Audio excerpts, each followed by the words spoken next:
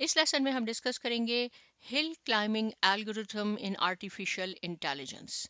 देखिए last lesson में हमने बीम सर्च मेथड यूज किया था और उसमें मैंने आपको बताया था कि n की वैल्यू 2 भी हो सकती है, 3 भी हो सकती है एंड सो ऑन। लेकिन अगर n की वैल्यू 1 है या जिसको हम बीटा भी कह सकते हैं, कहीं आप देखेंगे बीटा लिखा है, कहीं n लिखा है, कहीं m लिखा है, बात सिंपल है इसकी कि ये बीम विड्थ है। लेकिन हिल क्लाइंबिंग में याद रहे इंपॉर्टेंट पॉइंट ये है कि n की वैल्यू यानी बीटा की वैल्यू हमेशा 1 होगी। इसका क्या मीनिंग है कि 1 होगी वो अभी हम डिस्कस करते हैं। तो देखें यहाँ मैंने कुछ इंफॉर्मेशन लिखी है हिल क्लाइंबिंग एल्गोरिथम के बारे में कि ये लोकल सर्च एल्गोरिथम है।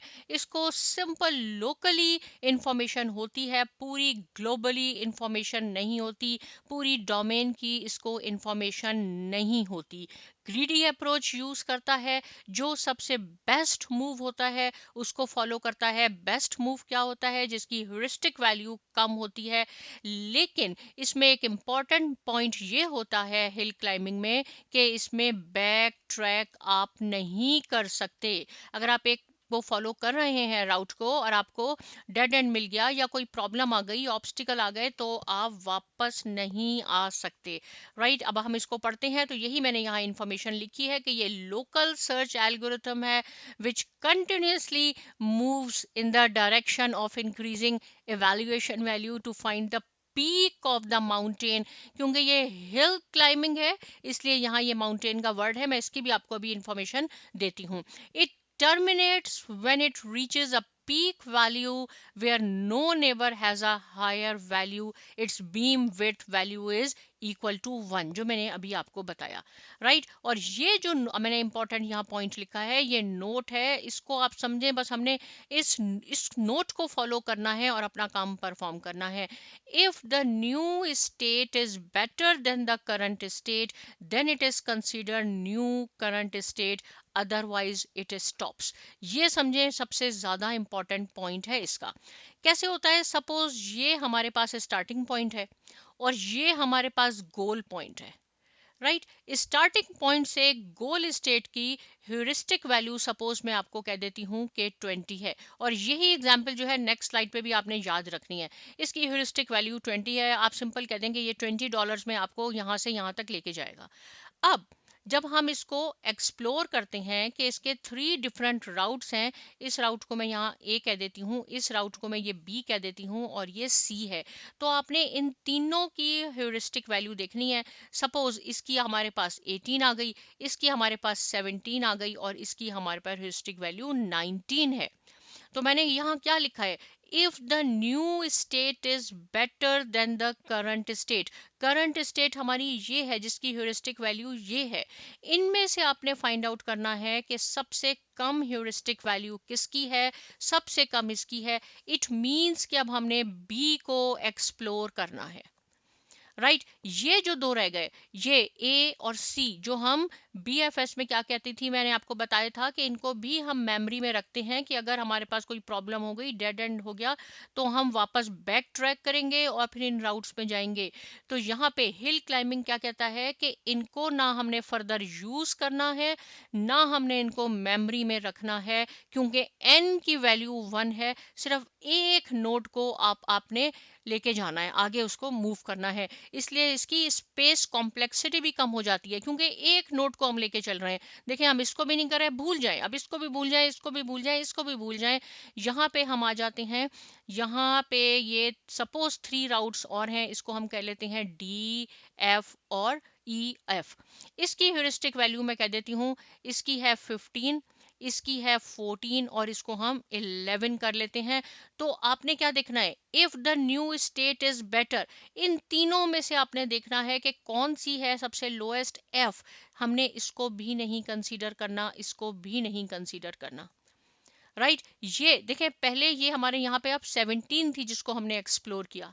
अगर यहाँ पे ये हमारे पास सपोज 20 में भी आपको आगे बता देती हूँ, चले, ये इसको अब हमने फर्दर एक्सप्लोर करना है।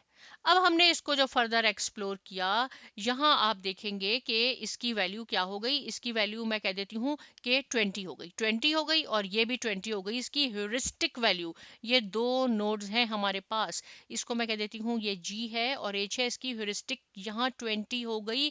तो देखें यहाँ से if the new state is better, ये 20 थी, ये न्यू स्टेट है जिसकी ह्यूरिस्टिक वैल्यू इससे बेटर है, क्योंकि कम होगी तो बेटर होगी, तो हमने फिर कंसीडर करना है कि ये न्यू स्टेट है।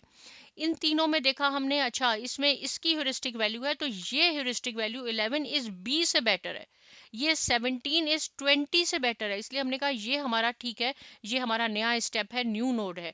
लेकिन यहाँ 20 हो गई, जो कि ऑलरेडी ये है, ये इससे ज्यादा हो गई। अगर ये 11 से कम होती इन दोनों में से एक, तो हम उसको कंसीडर करते, उसको एक्सप्लोर करते अपने G तक पहुंचने के लिए। अब हम यहाँ पे ही स्टॉप कर देंगे, हम फर्दर नहीं जाएंगे। यही इसका कॉन्सेप्ट है हिल क्लाइंबिंग का, कि हम बैक ट्रैक नहीं कर सकते।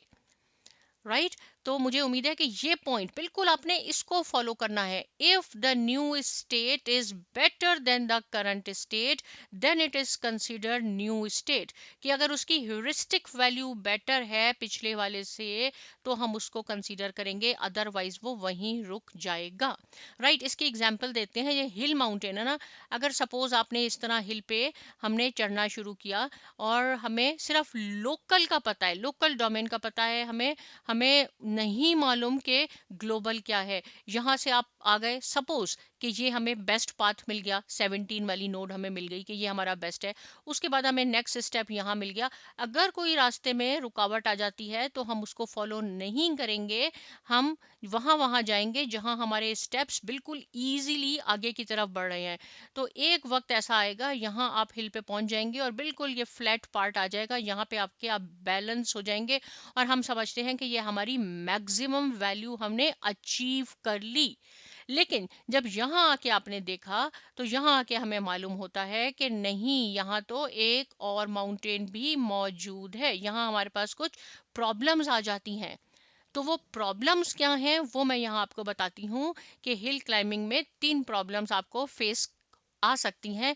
एक है लोकल मैक्सिमम, एक है प्लेटो यानी फ्लैट मैक्सिमम, और रिज। अब हम वन बाय वन इनको डिस्कस करेंगे। सबसे पहले लोकल मैक्सिमम, जिसके लिए मैंने ये आपके लिए बनाई है, एक ये कंसीडर किया है, एक ये सिंपल। आप यहाँ से मूव कर रहे हैं, हिल पे आप जा रहे हैं, ठीक है, आपके स्टेप्स बिल्कुल परफेक्ट हैं, आप यहाँ ब्लाइंडली पहुंचे पहुंचे, यहाँ आके आप स्टेबल हो गए लोकल मैक्सिमम पे। राइट ये लोकल है क्योंकि ये सिर्फ लोकली देखता है, ये ग्लोबली डोमेन की इसको इन्फॉर्मेशन नहीं है। यहाँ आके हमने रियलाइज किया कि ओ हमें तो यहाँ पहुंचना है, राइट लेकिन हम तो लोकल यहाँ पहुंच गए। अब क्या होगा, ये थ्योरम क्या कहता है, ये एल्गोरिथम क्या कहता है, यहाँ पहुंचने के लिए आपको यहाँ नीचे आना पड़ेगा। तो ये नीचे यानी लोअर वैल्यूज को एक्सेप्ट नहीं करेगा, ये अलाउ नहीं करेगा कि आप नीचे आए और फिर ये यहाँ आए, ये यहीं स्टॉप हो जाएगा। तो इसलिए इसका ये एक प्रॉब्लम है। ये दूसरी फिगर से मैंने आपको बताया है कि ये लोकल मैक्सिमा इसको कहते हैं, ये लोकल मिनिमा पे आने की आपको परमिशन नहीं होती, तो इसलिए आपने यहाँ ही स्टॉप करना है।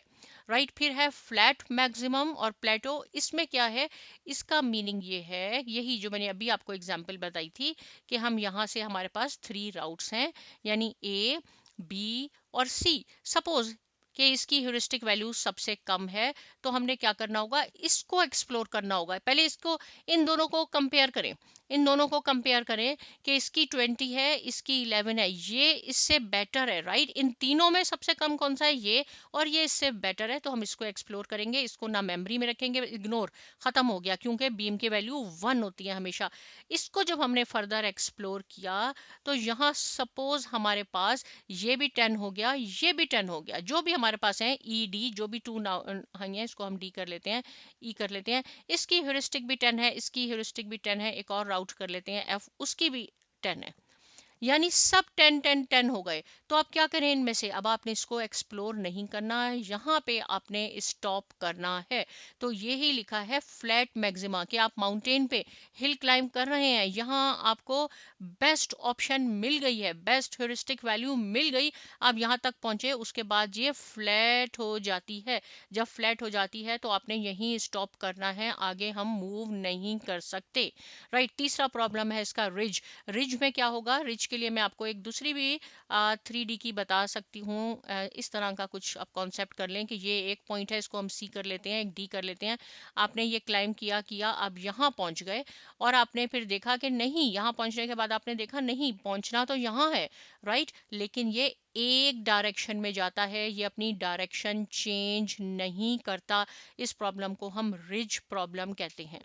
राइट। तो इंपॉर्टेंट पॉइंट क्या हुआ इसमें कि इसमें बीम की वैल्यू 1 है हिल क्लाइंबिंग में, जबकि बीएफएस में 2 3 4। 2 3 का क्या मीनिंग है कि बेस्ट 2 आपने पैथ लेके या राउट लेके चलना है, अगर 3 है तो 3 लेके। लेकिन हिल क्लाइंबिंग में आपने सिंपल एक को फॉलो करना है, बैक ट्रैक नहीं करना। इसमें सिर्फ लोकली आपके पास इंफॉर्मेशन होती है, डोमेन की इंफॉर्मेशन, ग्लोबली डोमेन की इंफॉर्मेशन नहीं होती। बैक ट्रैक आप इसमें बिल्कुल नहीं कर सकते। राइट। और इंपॉर्टेंट पॉइंट ये है कि आपने आगे जब मूव करना है, जब आपकी नई नोड है पुरानी वाली नोड से उसकी ह्यूरिस्टिक वैल्यू बेटर हो, यानी उससे लेस हो। अगर ये 22 हो जाती यहाँ पे, राइट, ये से 20, ये तीनों इससे बड़े होते तो हम आगे मूव नहीं करते। तो मुझे उम्मीद है कि हिल क्लाइंबिंग कॉन्सेप्ट भी आपको समझ में आ गया, क्योंकि जब आप बुक्स को फॉलो करेंगे तो आपके पास इस तरह की डायग्राम होंगी, जबकि मैंने आपको ये एग्जाम्पल से भी समझा दिया। आप इसकी प्रैक्टिस कीजिए, सामा एकेडमी को लाइक कीजिए, सब्सक्राइब कीजिए, शेयर कीजिए। मिलते हैं नेक्स्ट लेसन में और बहुत शुक्रिया।